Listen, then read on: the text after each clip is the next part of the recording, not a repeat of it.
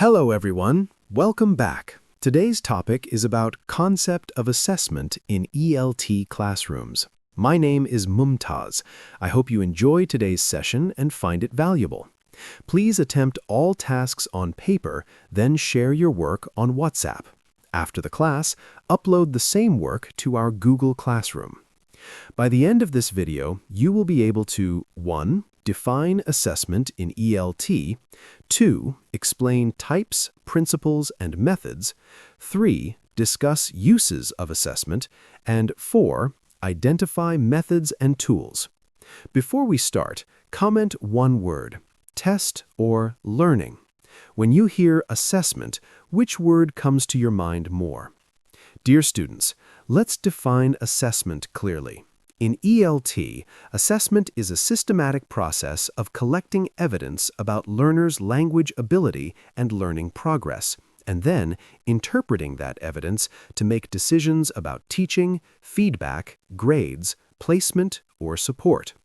Students, please note, assessment is not only an exam. It includes everything from quick classroom checks to final exams. Quick question, take your time. What do you assess more often?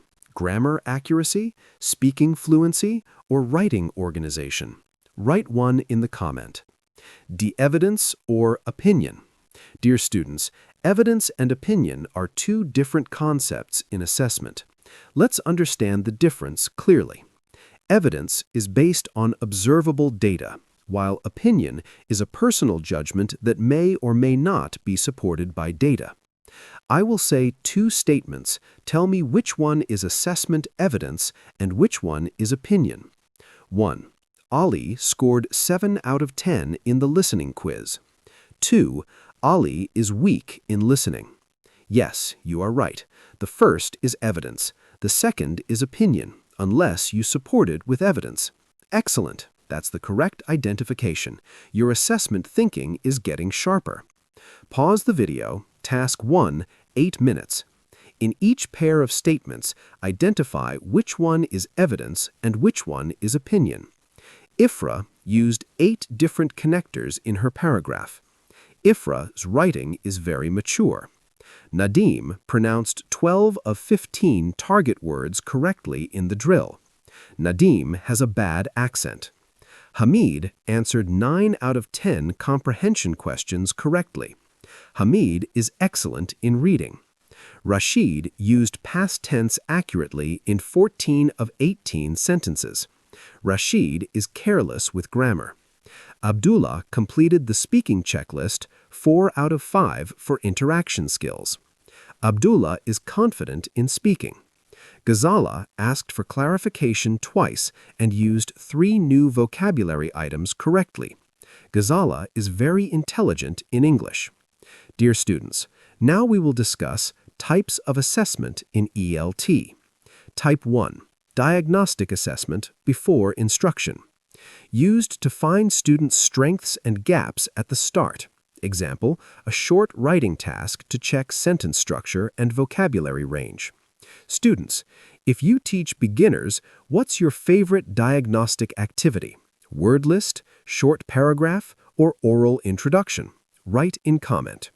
Type 2, formative assessment during instruction. This is assessment for learning. The goal is improvement, not judgment. Examples, exit tickets, quick oral checks, draft feedback, peer review. Students, type F in the comment box if this is formative. Students write a paragraph draft, teacher gives feedback, and they rewrite. Yes, formative. Excellent. That's the correct identification. This is how professional assessment decisions are made. Type 3, summative assessment, end of unit, term. Assessment of learning, final decision making.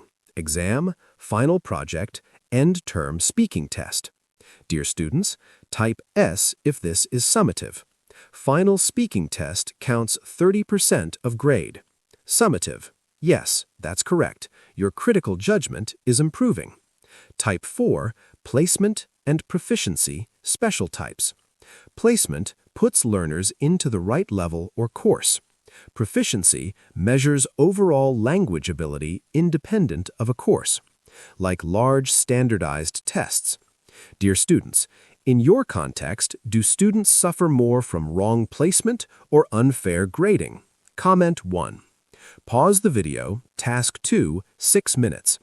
Identify and define the main types of assessment in ELT. Example, diagnostic, formative, summative, placement, proficiency. Discuss their pedagogical functions, strengths, limitations, and classroom applications. Our next topic is Principles of Good Assessment, the Quality Rules. Dear students, assessment becomes good when it follows key principles. Remember these like a checklist: validity, reliability, fairness, transparency, practicality, washback. Validity. Are we measuring what we claim to measure? If you want speaking ability but only give MCQs, validity problem. Dear students, do you think MCQs can assess speaking? Yes, no, and why? Comment. Reliability. Would results be similar across time or markers? For writing and speaking, reliability improves using rubrics and standard criteria.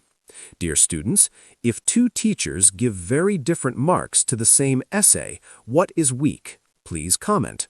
Fairness. No bias against accent, background, gender, or socioeconomic status. Fair assessment provides clear criteria and equal opportunity. Transparency. Students know what will be assessed and how. Practicality. Can you do it with your time and resources? Remember, students, an assessment that is perfect but impossible to implement will fail. Washback. Assessment should support learning. Dear students, remember, bad assessment creates memorization, good assessment encourages real language use.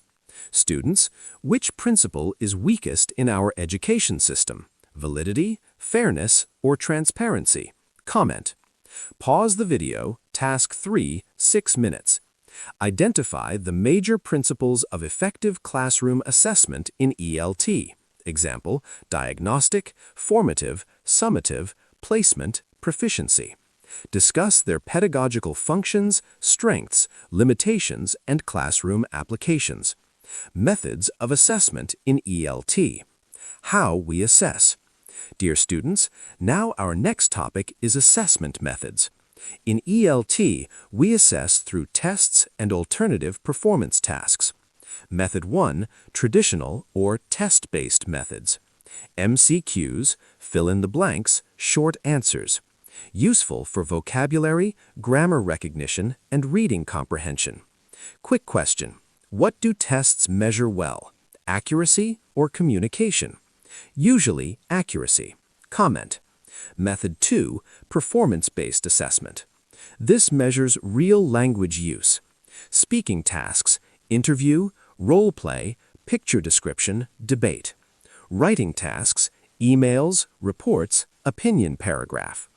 Integrated tasks, listen and summarize, read and respond. Method 3, observation and checklist.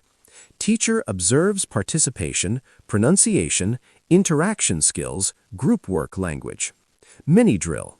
Teachers, comment checklist if you already use it weekly. Method 4, portfolio assessment. Collection of work over time, drafts, feedback, final versions, shows growth. Question.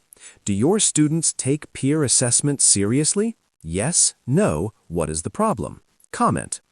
Pause the video, task 3, 6 minutes. Identify common assessment methods in ELT and explain their role in developing learners' language proficiency, accuracy, fluency, and communicative competence. I hope you enjoyed today's session and learned something useful. If you want my next video to be about 1. Rubrics for writing, 2. Speaking assessment tasks,